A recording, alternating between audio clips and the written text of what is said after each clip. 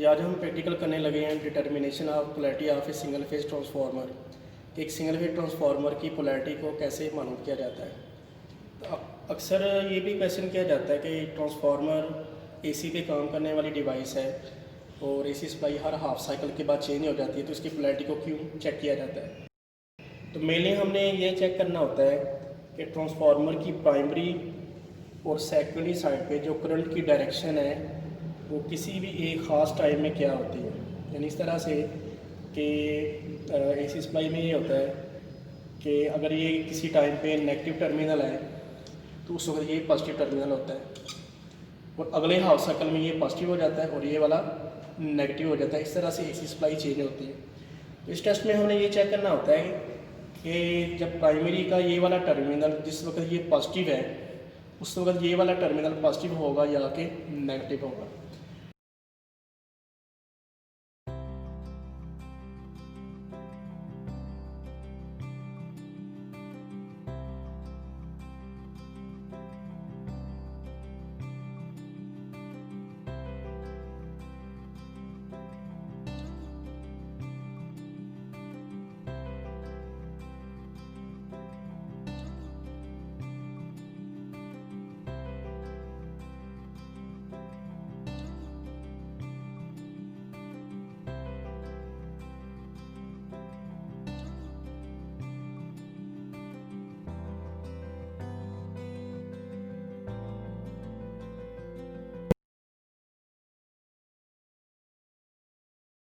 चलें शुरू करते हैं कि इस प्रैक्टिकल को किस तरह से परफॉर्म करना है। इस प्रैक्टिकल को परफॉर्म करने के लिए एक ट्रांसफार्मर यूज़ किया जा रहा है और इसके लिए हमें 3 वोल्ट मीटर्स रिक्वायर्ड होंगे। तो सबसे पहले करते हैं कि इसके कनेक्शन किस तरीके से किए जाएंगे। तो जिस तरह हमने पहले किया था ट्रांसफॉर्मेशन रेशो वाला प्रैक्टिकल, उसमें एक वोल्ट मीटर हम प्राइमरी साइड पे लगाते हैं ताकि ये चेक किया जाए कि प्राइमरी को कितने वोल्टेज दिए जा रहे हैं। इसमें भी सेम इसी तरह से करेंगे। एक दूसरा वोल्ट मीटर लगाया जाता है जिसमें ये चेक करते हैं कि सेकेंडरी पे कितने वोल्टेज आ रहे हैं। इसमें एक तीसरा वोल्ट मीटर भी यूज़ होगा जिसमें ये चेक किया जाता है कि ट्रांसफार्मर की पोलैरिटी क्या है।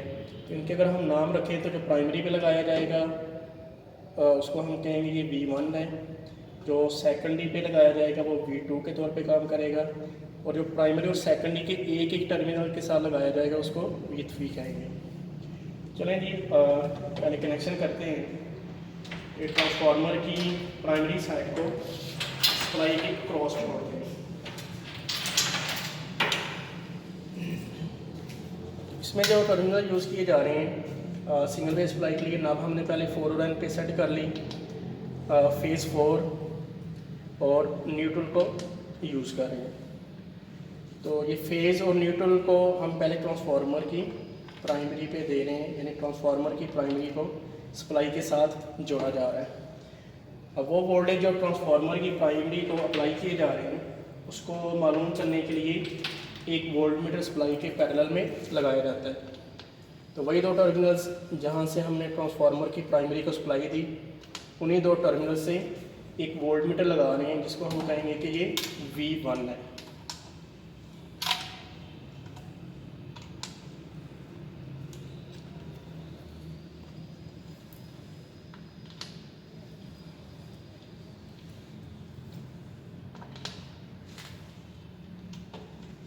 अब 1 वोल्ट मीटर लगाया जाएगा सेकेंडरी के अक्रॉस। तो इस प्रैक्टिकल को परफॉर्म करने के लिए हम टर्मिनल यूज़ कर लेते हैं 3 और 4, ताकि अगर प्राइमरी पे हम 100 दें तो ये स्टेप अप करके वोल्टेज को ज़्यादा दें तो V3 पे हमें कोई रीडिंग मिल जाए। तो सेकेंडरी साइड पे जो इसके टर्मिनल हैं 3 और 4 उसके साथ कनेक्ट कर देते हैं एक दूसरा वोल्ट मीटर जो बताएगा कि ट्रांसफार्मर की सेकेंडरी से हमें कितने आउटपुट वोल्टेज मिल रहे हैं। तो ये वाला वोल्ट मीटर जो सेकेंडरी पे लगाया जा रहा है ये V2 के तौर पे काम करेगा।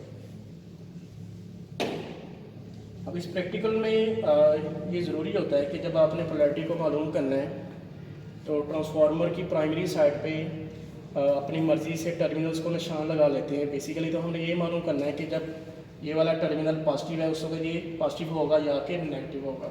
तो प्राइमरी पे हम अपनी मर्ज़ी से निशान लगा लेते हैं कि ये किसी मखसूस टाइम में पॉजिटिव है और ये उस वक्त नेगेटिव है। बल्कि ऐसे भी किया जा सकता है कि ये नेगेटिव है किसी मखसूस टाइम में, उस टाइम पे ये पॉजिटिव है। तो अब जो एक तीसरा वोल्टमीटर हमारे पास बच रहा है V3, उसको इस तरह से जोड़ते हैं कि प्राइमरी के दो टर्मिनल्स में से कोई एक टर्मिनल और सेकेंडरी के दो टर्मिनल में से कोई एक टर्मिनल V3 के साथ जोड़ा जाता है। चलें इसको प्राइमरी का एक सिरा जो हमें मालूम है, जिसको हमने अपनी मर्ज़ी से निशान लगाया नेगेटिव, उसको V3 के एक टर्मिनल के साथ जोड़ा जा रहा है।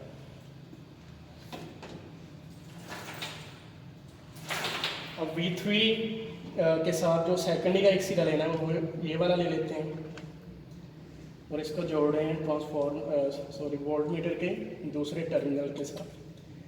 अब देखें कि V3 को हमने जोड़ा है प्राइमरी के एक सिरे के साथ और सेकेंडरी के एक सिरे के साथ। अब जो दो सिरे बच रहे हैं, प्राइमरी का एक और सेकेंडरी का एक, इन दोनों को आपस में मिला दिया जाता है।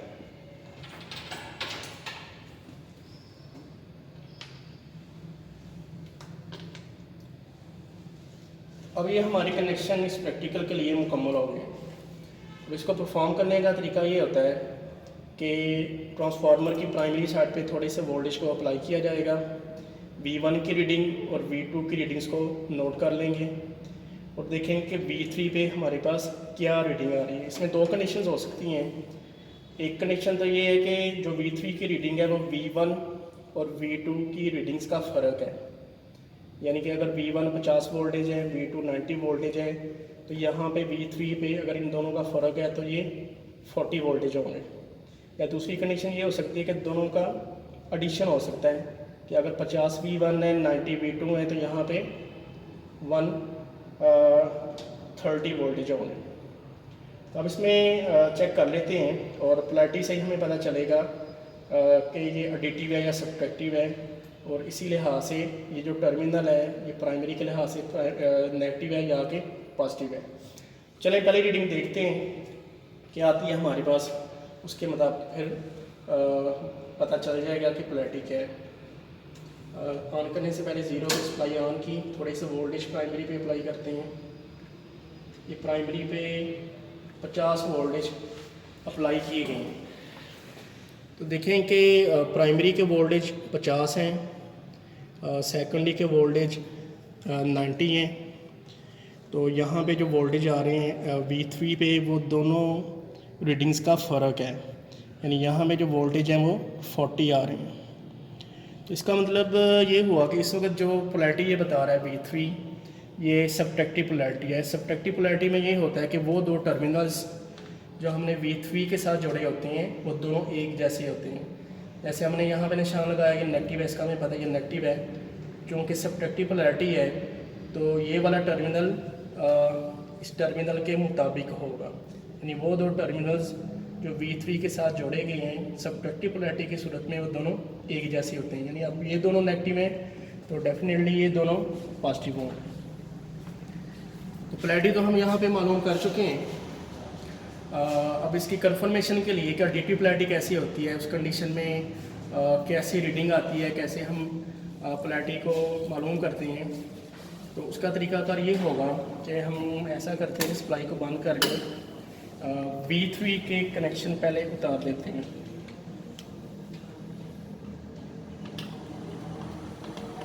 और चलेंगे अगर हम समझते हैं कि हमें अभी नहीं पता पोलैरिटी क्या थी, तो हम डिफरेंट टर्मिनल्स के साथ V3 को जोड़ देते हैं। अब देखें कि यहाँ पे जो V3 है उसको जोड़ा जा रहा है, जैसे पहले जोड़ा था ये ट्रांसफार्मर की प्राइमरी का एक सिरा, सेकेंडरी को डिफरेंट कर लेते हैं। अब हमने इन दो टर्मिनल्स को V3 के साथ जोड़ दिया। अब बाकी दो टर्मिनल जो बच रहे हैं उनको आपस में मिला देते हैं।